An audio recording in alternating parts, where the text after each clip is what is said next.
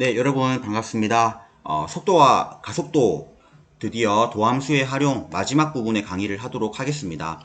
실제로는 속도와 가속도뿐만 아니라 위치와의 관계도 다루는 파트이고요.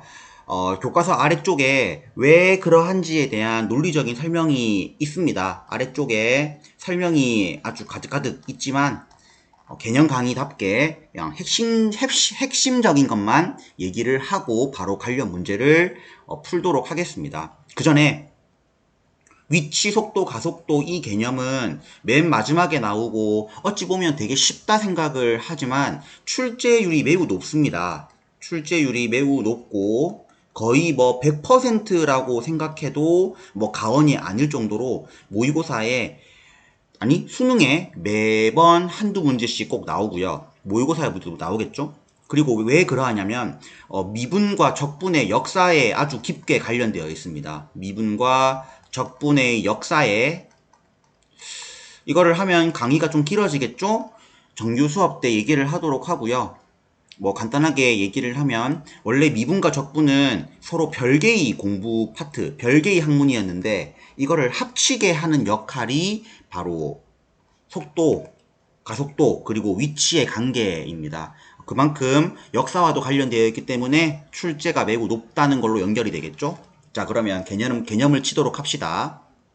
자, 결론적으로 어떤 걸 하고 싶은 거냐면, 위치를 통상적으로 뭐라 쓰냐면, X 혹은 뭐 S를 많이 쓰거든요. 뭐 상관없고요. 그리고 속도는 알다시피 V를 많이 쓰고요. 가속도는 뭘 많이 쓰냐면 A를 쓰거든요. 이 수학자들, 특히 뉴턴과 라이프니츠가 뭘 발견했냐면 위치, 속도, 가속도의 관계가 위치를 미분하면 속도에 관한 식이 나오고 속도를 다시 미분하면 가속도가 나오는 그 원리를 발견하게 됩니다. 간단하죠?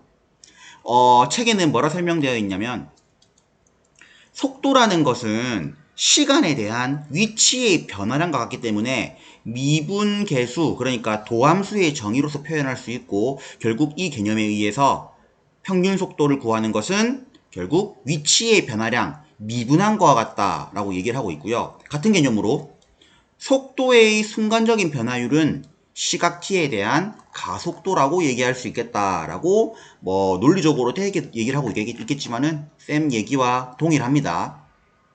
여기에서 앞에서 미분할 때 우리가 도함수의 표현이 좀 여러 가지가 있다고 했잖아요. 그 개념을 조금은 더 다듬어야 됩니다. 우리가 x에 대해서 미분하라는 거를 프라임을 붙이기도 했지만 우리가 그걸 기호로서 x에 대해서 미분해라. dx라고 얘기를 한다고 했던 거 기억납니까? 이게 분수가 아니고 미분의 표현입니다. dx.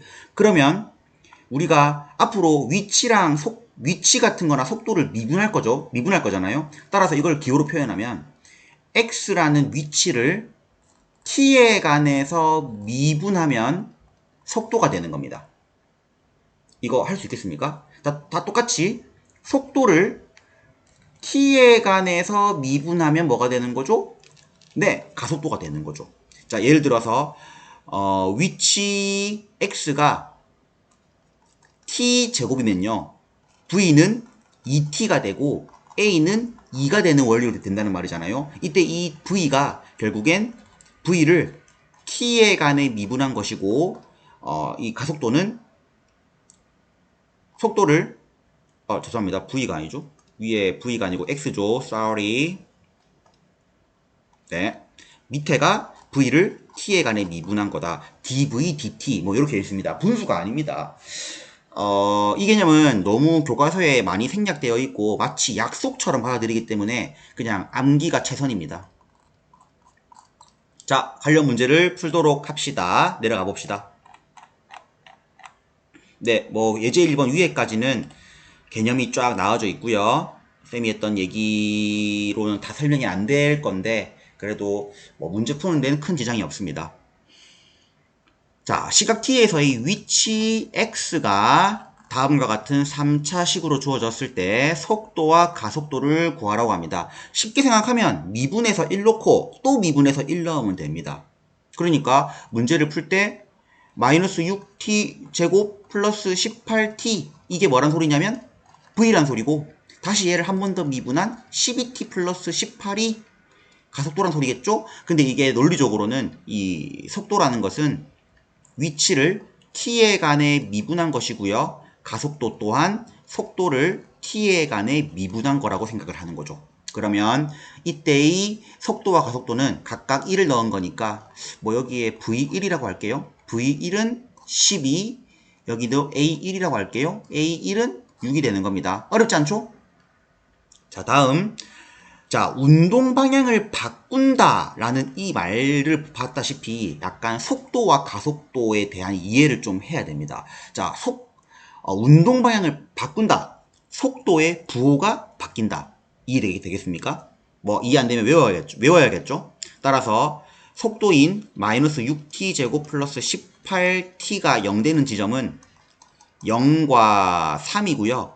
얘를 그래프로 표현해봐도 0과 3을 지나는 위로 볼록한 그래프가 되겠죠? 따라서 마이너스 플러스 마이너스를 교차하게 되는데 0일 때부터 보는 게 인지상정 아니겠습니까? 물체의 움직임이니까. 따라서 3초까지는 양의 방향으로 움직이지만 결국엔 3초를 지나면 방향을 딱 바꾸게 되는 거겠죠. 이 부호의 바뀜으로 보는 겁니다. 따라서 3초일 때 운동 방향을 바꾼다 라고 이해하시면 되겠습니다. 문제 1번 풀어보시죠. 할 수 있을 겁니다. 할 수 있다. 위의 문제와 똑같다. 풀어보시고 위의 문제랑 비교해 보시죠. 자, 예제 2번 하면 끝납니다. 교과서에 있는 문제는 상당히 쉬운 문제이기 때문에 네, 해봅시다. 지상 25m 높이에서 뭐 쐈답니다. 물로켓을. 그때의 위치가 2차 함수로 표현된다. 그때 물로켓의 최고 높이 2차 함수이기 때문에 2차 함수의 최대값을 구하란 문제잖아요. 사실 미분을 배우지 않아도 풀 수 있습니다. 마이너스 5를 묶어내서 풀면 되겠죠. 그렇지만 미분을 이용한다면 물로켓이 결국에는 25m 높이에서 위로 싹 올라가다가 속도가 0이 되는 지점부터 다시 낙하하지 않겠습니까? 결국에는 미분에 의하면 속도, 그러니까 x를 t에 관해 미분한 마이너스 10t 플러스 20이 언제 0이 되는지를 구하란 소리입니다. 그 시간이 얼마? 2초죠. 그러니까 얘가 2초 직전까지는 양수기 때문에 올라가다가 2초가 지나면 떨어진다는 소리겠죠. 높이는 2를 넣으면 답지 보겠습니다. 네, 45m가 됩니다. 어렵지 않죠? 다음, 물로켓이 지면에 떨어진다. 위치가 0이 된다. 위치는 마이너스 5t제곱 플러스 20t 플러스 25고요. 이 2차 방정식이 0 되는 값을 찾으면 답지를 볼게요.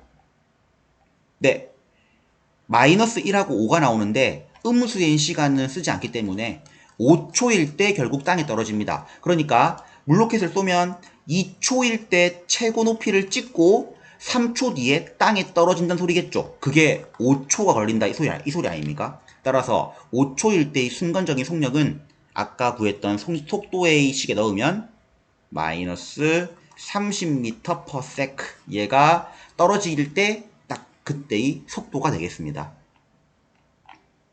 네, 2번, 3번도 같이 풀어보시고 이 기본 개념을 잘 이해하시기 바랍니다.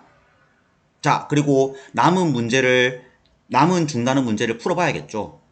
근데 쌤이 지금 든 생각인데 요 16번 문제를 보니까 그래도 아무리 간단하게 개념을 한 거라도 이건 설명해야겠네요. 자, 위로 올라가서 쌤이 되게 쉽게 위치와 속도와 가속도가 미분 관계에 있다라고 그냥 얘기하고 끝냈지만은 결국 이게 뭐냐면 미분이 관여하는 게 뭐냐면 속도의 개념이 위치의 변화량을 보는 거라고 했지 않습니까? 자, 다시 요 개념에 의하면 그리고 아래 개념에 의하면 속도라는 것은 위치의 변화량을 보는 거죠.